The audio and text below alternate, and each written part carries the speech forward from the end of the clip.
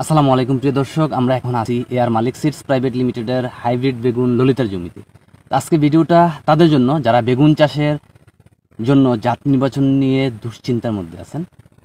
আপনারা যদি বেগুন চাষাবাদ করতে চান, তাহলে যদি এমন ফলন পেতে চান, তাহলে আপনাকে বলবো নির্ভয়ে নির্দ্বিধায় নিশ্চিন্তায় এআর মালিক সিডস প্রাইভেট লিমিটেডের হাইব্রিড বেগুন ললিতার চাষাবাদ করতে পারেন। এই জাতটি আসলে বাংলাদেশে খুব একটি আলোচিত জাত এবং ইতিমধ্যে বাংলাদেশে কৃষক পর্যায়ে ব্যাপক জনপ্রিয়তা পেয়েছে এই ললিতা জাতটি। মাঠ পর্যায়ে আমরা যদি এর ফলাফল পর্যালোচনা করে দেখি, এক এক জায়গার থেকে এর ফলন খুবই চমৎকার। এক এক জায়গায় আমরা গত হারভেস্টে এই জমিটা পরিদর্শন করে গিয়েছিলাম।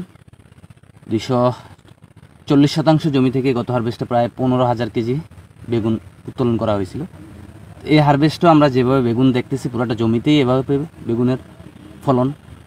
এই হারভেস্টে প্রায় 15 টন প্লাস উঠবে।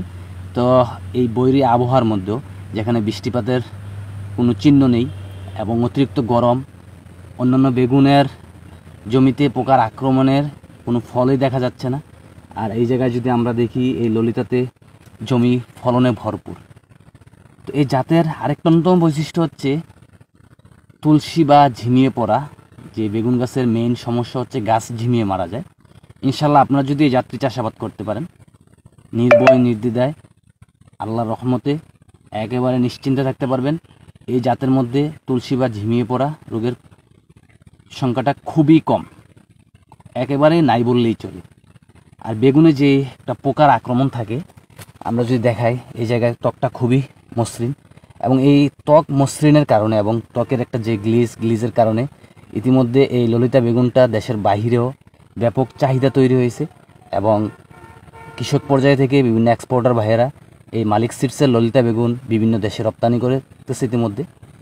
তো এখন যারা বেগুন চাষাবাদ করবেন, আপনাদের জন্য পরামর্শ থাকবে, আপনারা নির্ভয়ে নির্দ্বিধায় এআর মালিক সিডস প্রাইভেট লিমিটেডের এই ললিতা জাতের বেগুনটি চাষাবাদ করতে পারেন।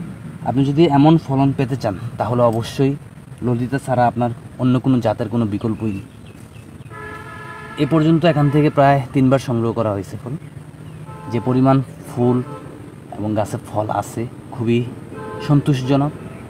এবং সবচেয়ে বড় মজার বিষয় হচ্ছে, যেখানে অন্য জাতের বেগুনের গাছ টিকানোই কষ্টকর বিষয়, আর এখানে যে পরিমাণ ফল আছে পার গাছে আমরা যদি দেখি, প্রায় 40 থেকে 50টার উপরে ইতিমধ্যে আছে এই জায়গায়।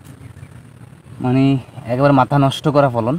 এবং প্রত্যেকটা বেগুনের সাইজ এবং কালার কিন্তু খুবই চমৎকার, শেপটাও খুব চমৎকার এবং বাজারের চাহিদাও বেশি। কৃষক ভাই যখন বিক্রি করতে যায় জাতের বেগুনটা, অন্যান্য বেগুনের চেয়ে এই জাতটার দামও ভালো পাওয়া যায় এবং স্বাদের দিক দিয়েও বেগুনটা খুবই চমৎকার। তো আজ এই পর্যন্তই, ভালো থাকবেন। আবারও বলতেছি, আপনারা যদি বেগুন চাষাবাদ করতে চান, নির্ভয় নির্দ্বিধায় মালিক সিডসের ললিতা বেগুনের চাষাবাদ করতে পারেন। ইনশাল্লাহ আপনি সফল।